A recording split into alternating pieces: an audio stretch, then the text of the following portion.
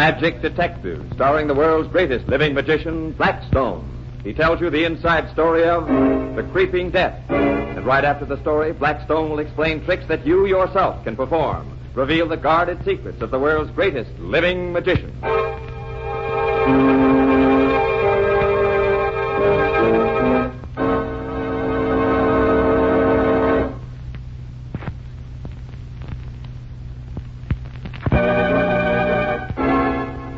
And now, stand by for Blackstone, the Magic Detective. That's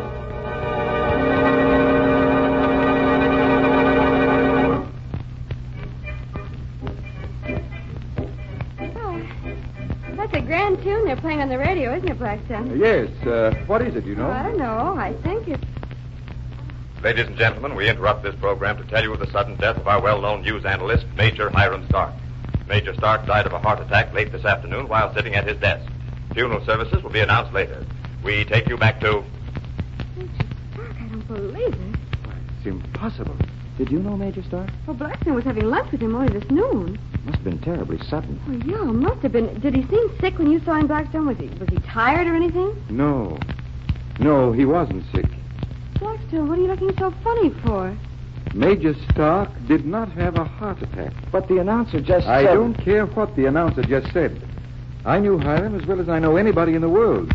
And I know his heart was in perfect condition. But it couldn't have been. It was. But his doctor must have I said... don't care what 1,000 doctors said. But Blackstone... I was having lunch with him today.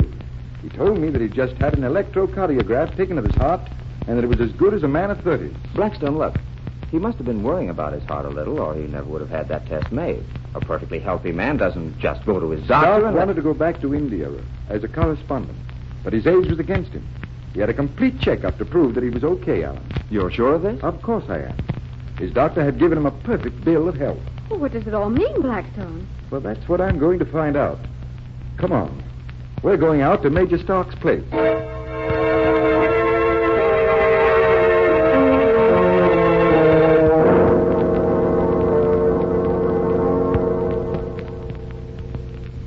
Well, here we are.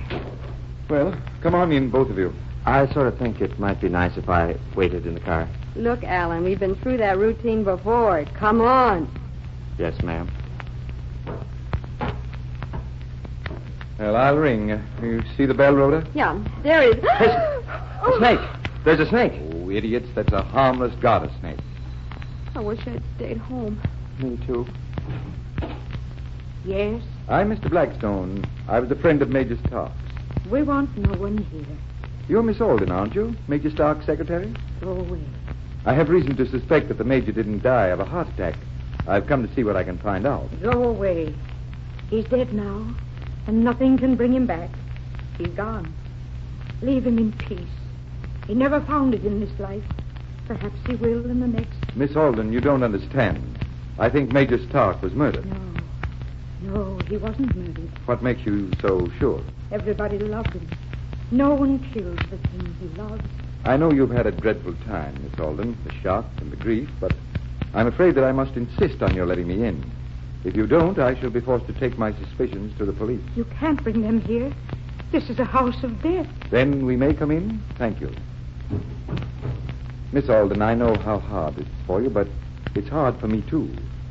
He was my friend. Yes, I loved him. He was all I had, and now he's gone. I looked after him for years before he went to that dreadful place, and after he came back. He needed me. He couldn't get along without me, I tell you. Of course he couldn't, but he often spoke of you to me. And this is his study. There's his desk where I found him. He was lying there with his hands out, as if he were reaching for something.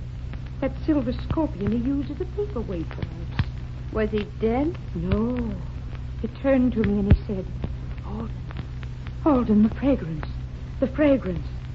And then he died. What fragrance? I don't know. I couldn't smell anything. But it must have been one of his plants. His hideous flowers he brought back from the east. They must have poisoned him. Mr. Blackstone, why don't you sit at his desk where he was sitting? Perhaps you could find out something. I've got some things to attend to, but I'll be back. Oh, the poor old soul. She's almost out on her feet with shock. Hey, watch out.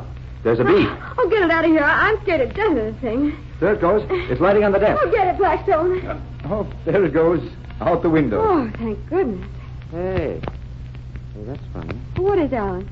I could have sworn that scorpion paperweight was on that pile of papers, but it's on the book. Did you move it, Blackstone? No, I didn't. You two go out in the garden. I'll be there in a second. See if you can smell any odd fragrance.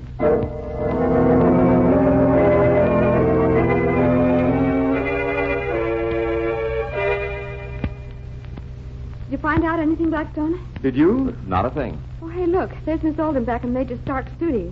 We'd better go back in. Gee, I feel awfully sorry for her. She's so old and lonely, and the Major was her entire life. Did you find out anything? I want you to do me a favor, Miss Alden. Would you sit at Major Stark's desk just as he was sitting when you found him? Why, yes, I would. That is. Oh, that's terribly hard on her, Blackstone. I'm afraid I must insist. Very well. He was sitting here, like this. Yes. And he had one hand out in front of him, like this, reaching over there toward the scorpion, and... No, it couldn't. What couldn't, Miss Alden? Oh, nothing. Nothing. It was just my imagination. You sure? A silver paperweight couldn't move, could it, Mr. Blackstone? It couldn't. It's moving now. It's crawling toward you. Crawling toward you. Just as it did toward Major Stark. It's getting nearer. Nearer. Oh, no. It's alive. It's come back. The real scorpion has come back. The real scorpion that you put on his desk, Miss Alden. Yes. Yes, I put it there. I put it there to kill him. He couldn't go away and leave me. He couldn't go back to that dreadful place. It wasn't safe for him out there. And so you killed him with one of his own scorpions. Yes.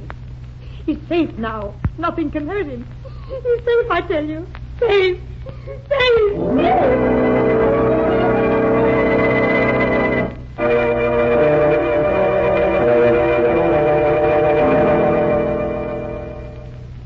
Blackstone, how did you know that it was a real scorpion there on the desk?